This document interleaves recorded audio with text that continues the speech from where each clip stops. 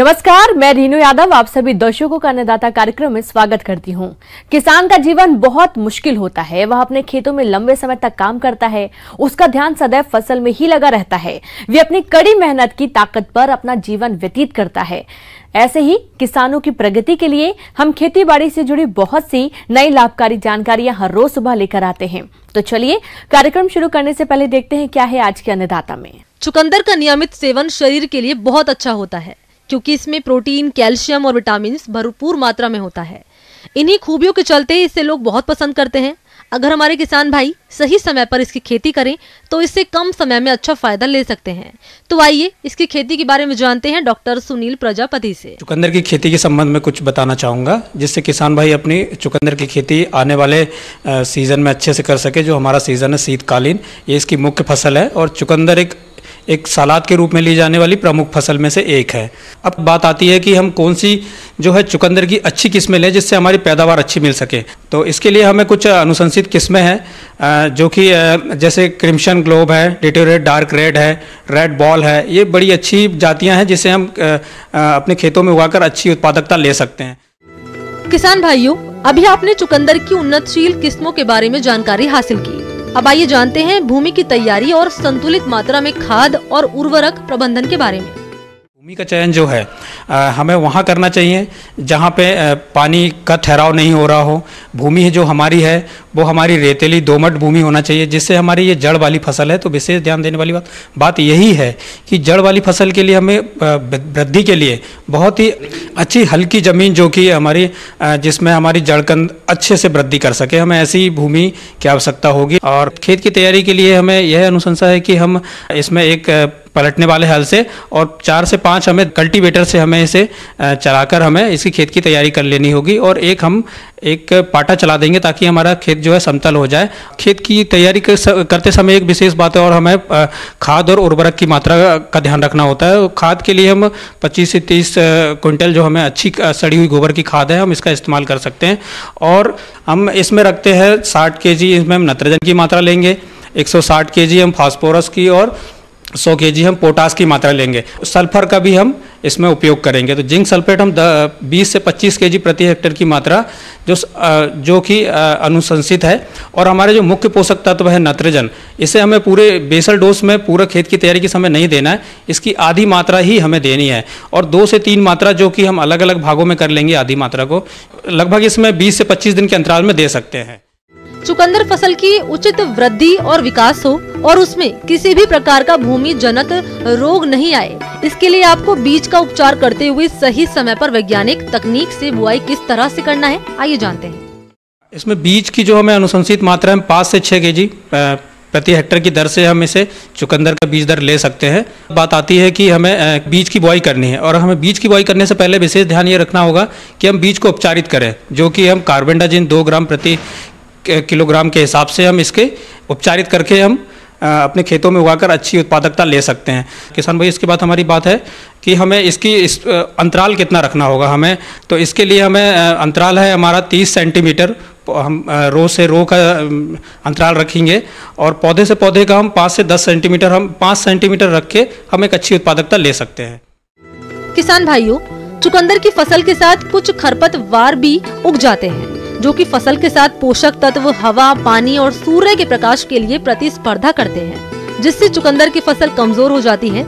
इसलिए आप चुकंदर की फसल में समय समय पर निराई गुड़ाई कर फसल को खरपतवारों से मुक्त रखें। अब ये फसल जड़कंद वाली है, इसके लिए हमें ज़रूरी होता है कि हमें इसकी अर्थिंग करनी होती है। अगर हमें इसे मिट्टी चढ़ा के रखना होता है। हमारे जो कंद है वो डायरेक्ट सन के कांटेक्ट में, डायरेक्ट सूर्य के कांटेक्ट में ना आए, ताकि हमारे जो उसके जो ट्यूबर्स है वो की जो बाहर ना निकले, ताकि उसके कलर जो है उसका बदलने लगता है और जो उसके हमें मार्केट वैल्यू, जो हमें बाजार मूल्य है, इसका हमें ठीक से नहीं मिल पाता है। किसान भाइयों, इसके बाद बात आती है कि हमारे जल प्रबंधन की। तो इसमें जल प्रबंधन के लिए विशेष ध्यान ये है कि हमारी ये शीतकालीन फसल है और इसमें अगर हमें नमी की मात्रा कम दिखती है तो हम 20 से 25 दिन या 15-20 दिन के अंतराल पे हम इसकी सिंचाई कर सकते हैं। तो किसान भाइयों, इन्हीं बातों का ध्यान रखते हुए हमें चुकंदर की खेती अगले आने वाले हमारे सीजन जो शीतकालीन आने वाला है इसमें हम कर सकते हैं और हमें अच्छा मुनाफा प्राप्त कर सकते हैं। ब्रेक के बाद एक बार फिर से आप सभी दर्शकों का अन्नदाता में स्वागत है। चलिए अब रुख करते हैं अगली कड़ी की ओर। प्रदेश के जिन किसान भाइयों ने बाजरा की बुआई समय से की थी, उनकी फसल पककर कटाई के लिए तैयार है। लेकिन इसकी कटाई, मड़ाई और भंडारण के समय कुछ बातों का ध्यान रखना जरूरी है, तभी आपको उपज का अच्छा बाजार भाव मिलेगा। तो आप किन किन बातों का ध्यान रखते हुए करें बाजरे की कटाई, देखिए कार्यक्रम का ये अंश। किसान भाइयों, इस समय हमें सभी अपने यहाँ लगभग बाजरे की कटाई, फसल की कटाई हो रही है जी। तो सभी किसान भाइयों से निवेदन है कि इस समय बरसात का मौसम भी बहुत अच्छा चल रहा है, तो अपनी फसल को परिपक्व अवस्था पे ही काटें और मौसम थोड़ा साफ होने के बाद में ही उसकी कटाई करें। अक्सर देखने में आता है किसान भाई कड़ी मेहनत करके फसलें उगाते हैं, पर जब समय आता है फसल कटाई का तो जल्दबाजी कर देते हैं, जिसके कारण उनको उत्पाद का अच्छा लाभ नहीं मिल पाता। यदि किसान थोड़ी सी जागरूकता लाएं और फसल की परिपक्वता की सही पहचान करके कटाई करें तो लाभ अधिक मिलेगा। और पकने के बाद में फसल है जो गहरे गोल्डन रंग की हो जाएगी बाजरे की भी, और उसको सिट्टा है जो भी अच्छी तरह से भराव आ जाएगा उसमें, तो उसके भरने की सिट्टा भर अच्छी तरह भगाओ, उसके जो गोल्डन कलर का हो जाए उसका जो पेड़ है जो, उसके बाद में उसकी कटाई करें।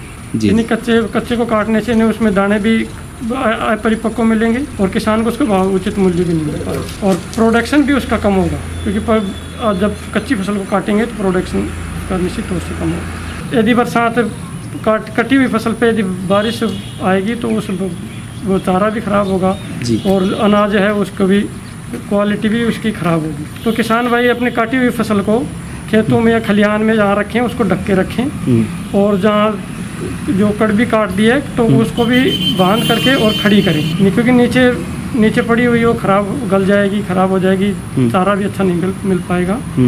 तो अपनी फसल के जब भी कटाई करें तो मौसम साफ होने पर ही करें। तो पकी हुई फसल जब थोड़ा मौसम साफ हो जाए तभी काटें, और काटने के उपरांत उसका सही उचित भंडारण करें, जिससे उसका मूल्य भी उचित अच्छा मिले किसानों को।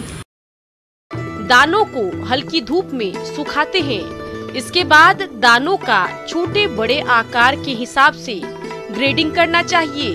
बाजरा के दानों को जिस बोरे में भरकर रखने हो उस बोरे को पहले से ही 1% मेलाथियोन के घोल में 10 मिनट भिगोकर अच्छी तरह से सुखाएं। तेज धूप में 5 से 6 घंटे सुखाने पर कीड़ों का प्रकोप बहुत कम हो जाता है। अनाज का भंडारण करने के लिए दानों में 10 से 12% से अधिक नमी नहीं रहनी चाहिए।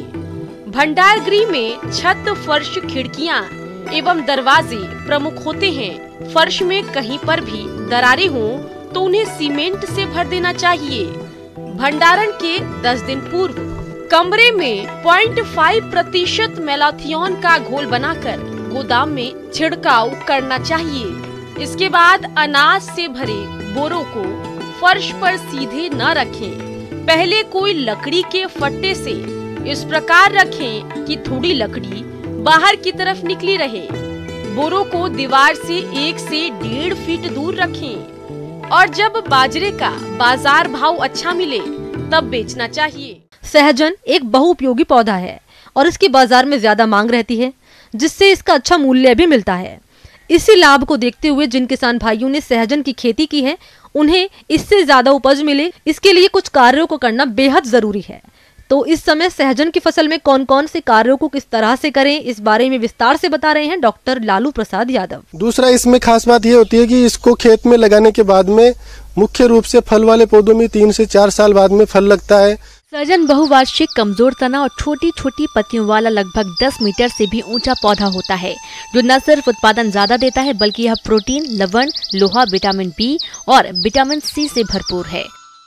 इसके बाद में लगाने के बाद में हम इसमें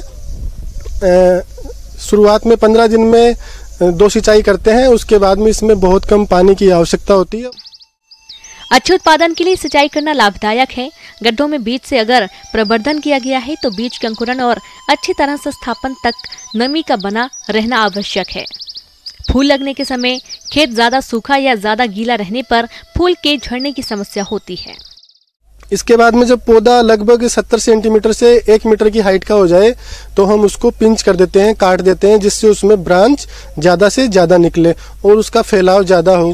क्योंकि इसकी टहनी बहुत नाजुक होती है तो काटाई छटाई नहीं करेंगे तो इसकी ऊपर में बढ़वार ज़्यादा हो जाती है और बाद में टूटने की संभावनाएं ज़्यादा रहती है। तो पिंच करने या काटने 70 सेंटीमीटर की हाइट पे काटने से अधिक शाखाएं निकलेगी और अधिक फूल और फलियां लगेगी। सर्दियों में इसकी हम कटाई छटाई करते हैं। दिसंबर के महीने में हम इसको लगभग 1 से 1.5 मीटर की हाइट पे इसको काट देते हैं, जिसको हम प्रूनिंग बोलते हैं। वो काटने के बाद में फरवरी मार्च के महीने में ये वापस फुटान में आ जाती है और फिर इसमें फ्लावरिंग जून जुलाई में शुरू हो जाती है।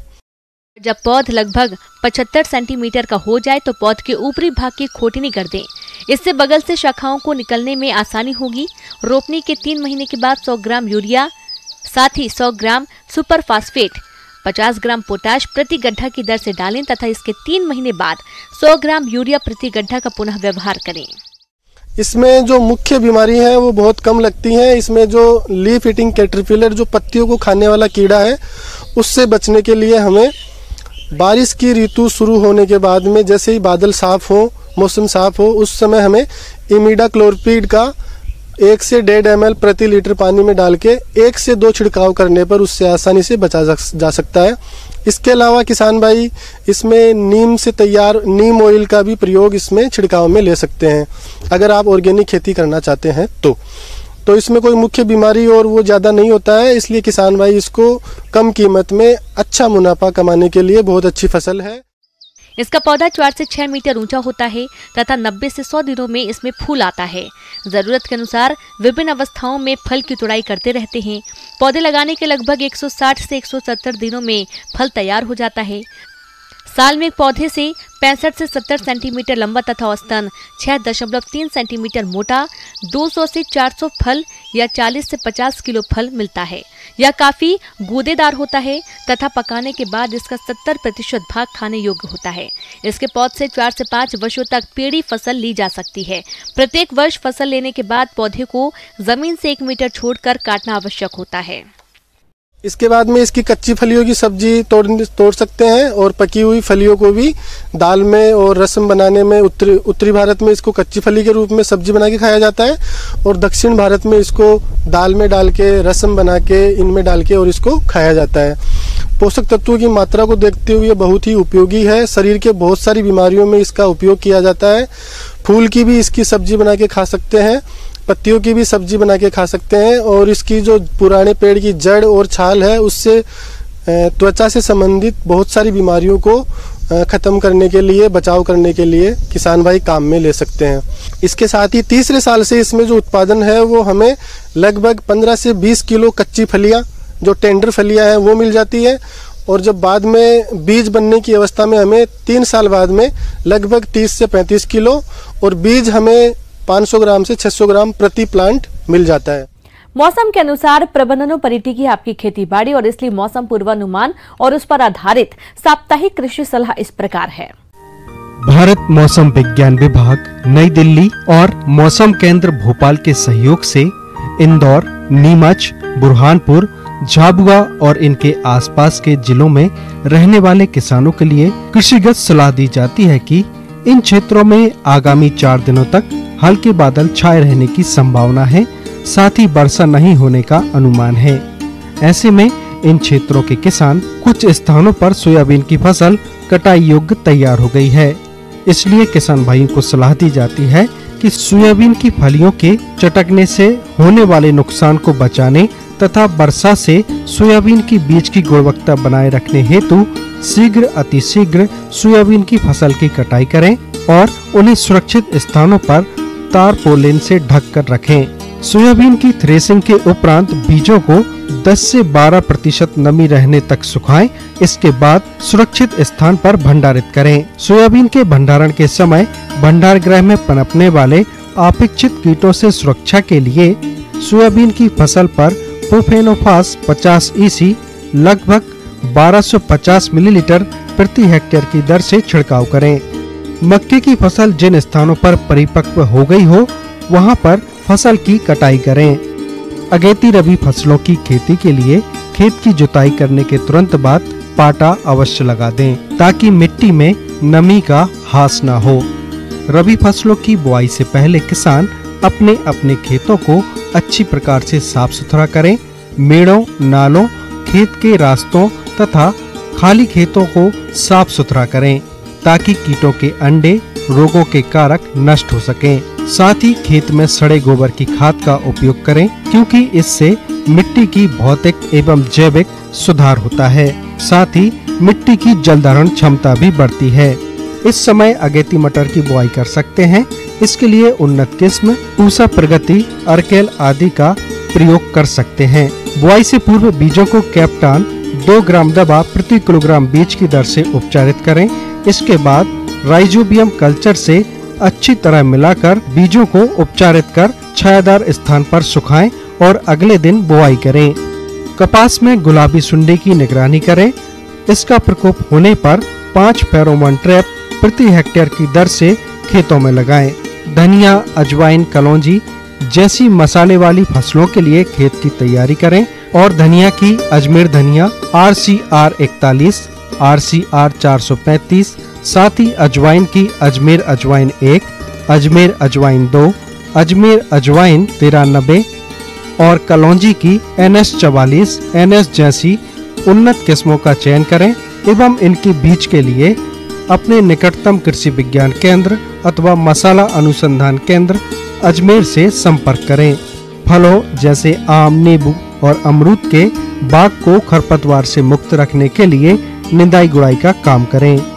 फल वृक्षों जैसे संतरा, अमरूद आदि को वर्षा काल समाप्त होने की स्थिति में अपने बागीचों में पौधों पर बोडो पेस्ट या बोडो मिश्रण 1% के घोल का छिड़काव करें। पशुओं की साफ सफाई का ध्यान रखें एवं उन्हें साफ पानी पिलाएं। इसके साथ ही इनके आहार में हरे चारे का समावेश करें। आगामी रबी मौसम हेतु हरे चारे के लिए बरसीम की बुआई करें।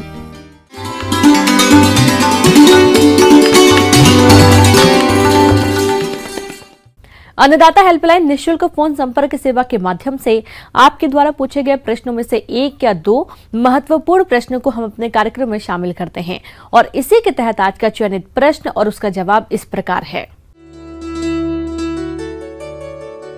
आज के अन्नदाता हेल्पलाइन में जिस प्रश्न को कार्यक्रम में शामिल किया गया है उसे पूछा है ग्राम मटियारी, जिला कटनी के किसान रहमान खुर्शीद ने। आप मुर्गियों में खूनी दस्त बीमारी के निदान पर जानकारी चाहते हैं तो रहमान जी आपकी जानकारी के लिए प्रस्तुत है कार्यक्रम का यह अंश। जैसे कि हम लोग देख रहे हैं कि अब बरसात का मौसम समाप्त हो रही है और आस्ते आस्ते ठंड की शुरुआत हो रही है और इस परिस्थितियों में जो किसान भाई मुर्गी पालन कर रहे हैं उनके लिए इस मौसम में कुछ परेशानी आती है। जैसे कि देखा जाता है इस मौसम में कि खासकर मुर्गी का जो बिछावन है वो गीला रह जाता है। गीले रहने के कारण एक बीमारी है जो मुर्गियों में बहुत ज़्यादा मृत्यु दर का कारण बनती है, जिसे हम लोग कॉक्सिडियोसिस या रक्त पेचिस या खूनी पेचिस के नाम से भी हम लोग जानते हैं, जो कि बहुत ही जानलेवा बीमारी है मुर्गियों के लिए। ये प्रोटोजोआ जनित रोग है जिसके कारण चूजों में अधिक मृत्यु दर तथा पठौरों में देरी से अंडा देने की अवस्था तथा वयस्क मुर्गियों में अंडा देने की क्षमता में कमी आती है। और ये जो प्रोटोजोआ है ये फैलने का मुख्य कारण बनता है मुर्गी का बिछावन जो अगर गीला रह गया हो या फिर खाने पीने के सामान से फैल सकती है। इस बीमारी में जो मुर्गियों में मुख्य लक्षण देखा जाता है वो देखा जाता है कि इसमें जो दस्त आता है या पेचिस जो होता है वो खूनी लाल रंग का होता है, ये इसका मुख्य लक्षण है। और इसमें देखा जाता है कि चूजा जो होता है वो खाना पीना छोड़ देते हैं और वो क्या बोलते हैं सुस्त होते हैं और पंख झुका कर आँख मूंद कर कोने में बैठ जाते हैं या फिर खाना पीना पूरी छोड़ देते हैं।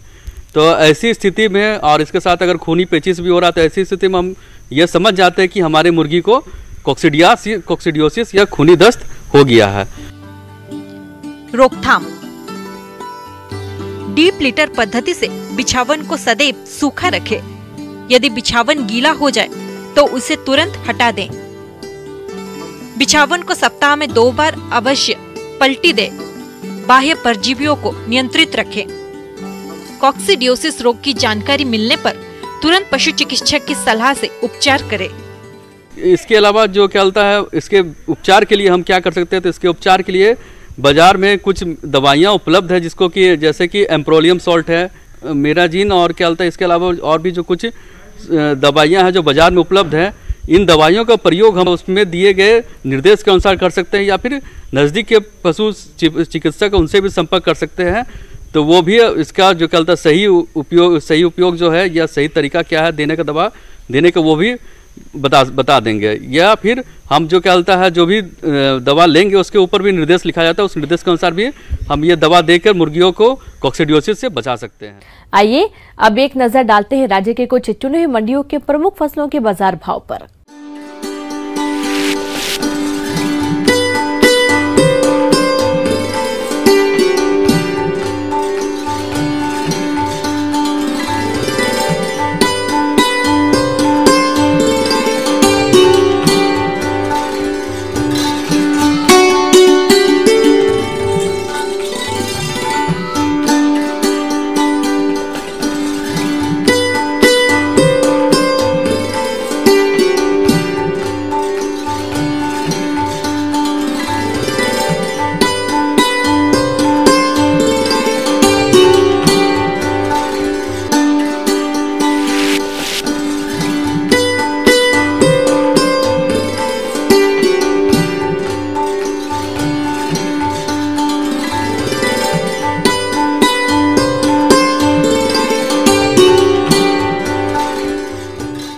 किसान भाइयों, अन्नदाता आपकी सेवा के लिए संकल्परत है।